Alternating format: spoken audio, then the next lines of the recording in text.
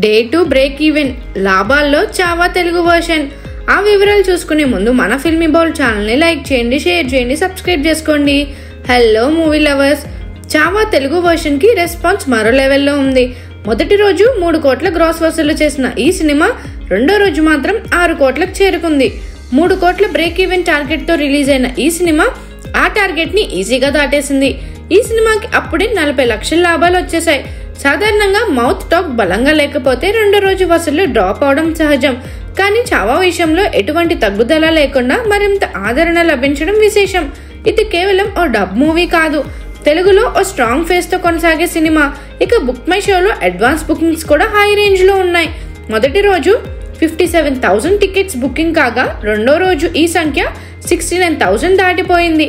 Trade analyst వాదన ప్రకారం ఆదివారం కలెక్షన్లు 10 కోట్లు మార్క్ దాటే అవకాశం ఉంది. ఒక డబ్బింగ్ సినిమా ఇలా రెండో రోజు మరింత వేగాన్ని అందుకోవడం చాలా అరుదు.